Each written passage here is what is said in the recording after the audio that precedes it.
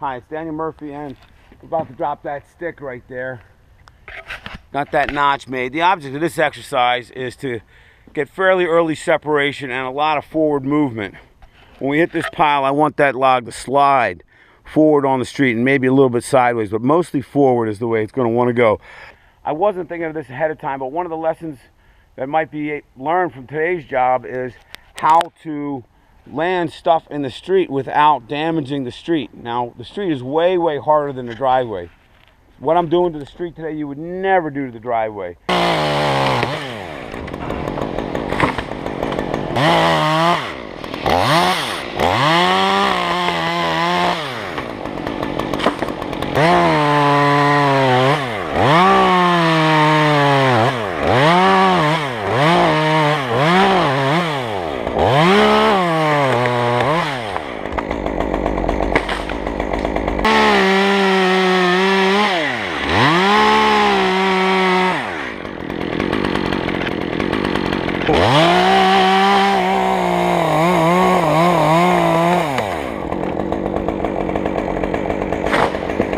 So we got this top and that notch cut fairly narrow.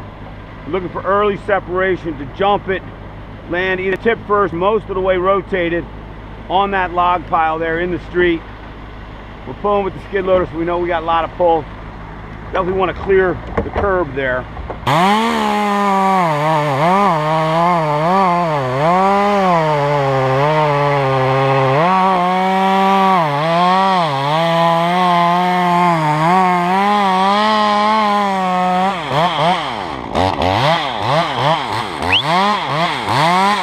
Go!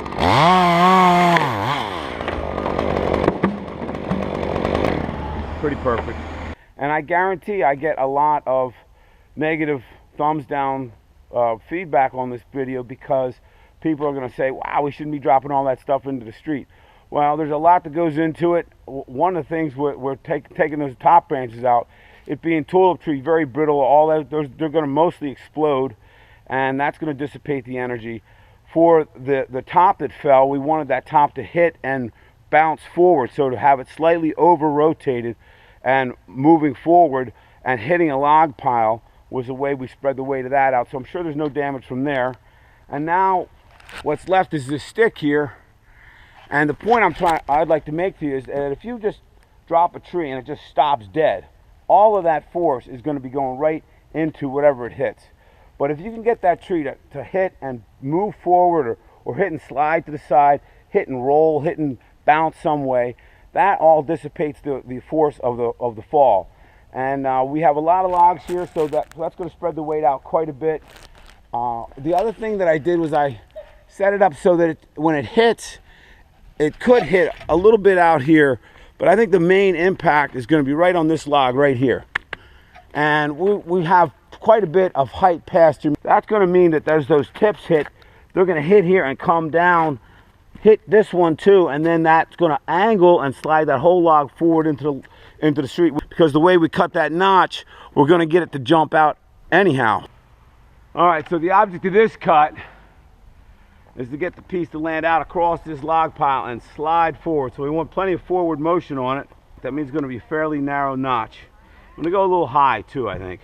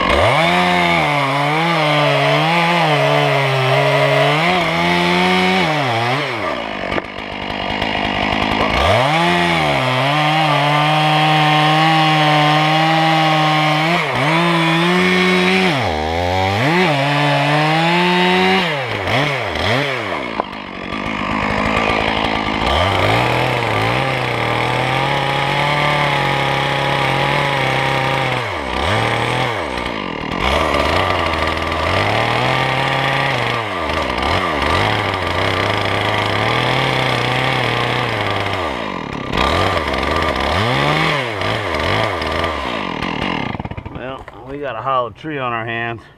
And in this situation, because we're looking for least resistance in the hinge as possible, we needed to get it to the lay and then let go early so she jumps forward off of that stump. Because we're looking for that, that hollow actually might even help. All right, so we got a little pre-tension on the rope.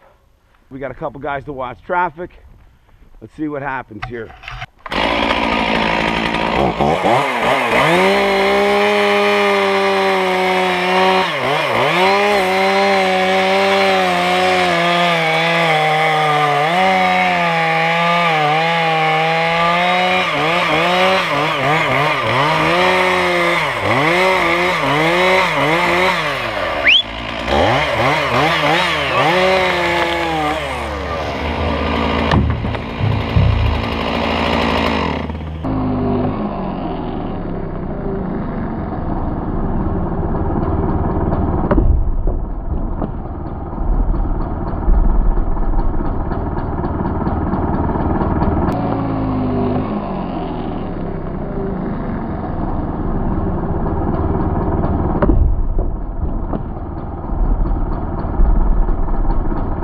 Okay, so one of the things when you're jumping a log is you don't want a lot of resistance from the hinge.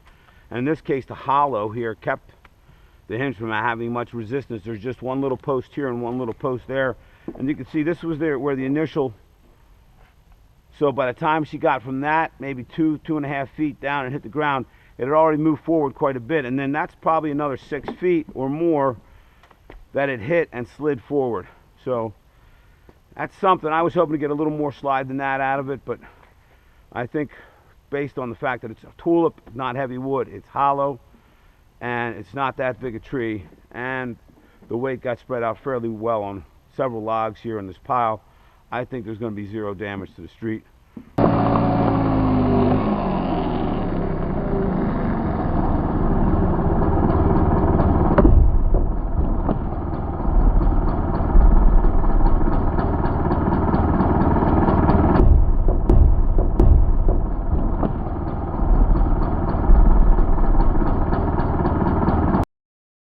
The main log that's going to take the impact, that first initial impact, the bigger it is, the more mass it has, the more it's going to absorb energy. And also, at this particular log, it's right underneath my hand, was a smooth log. It didn't have any rough edges in it or knots in it that were going to stick into the street. So when it hit, it dissipated the force of that falling log very well.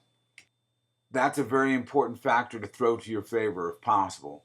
So thanks for watching. Please like and subscribe and comment on this video, and I'll keep the videos coming.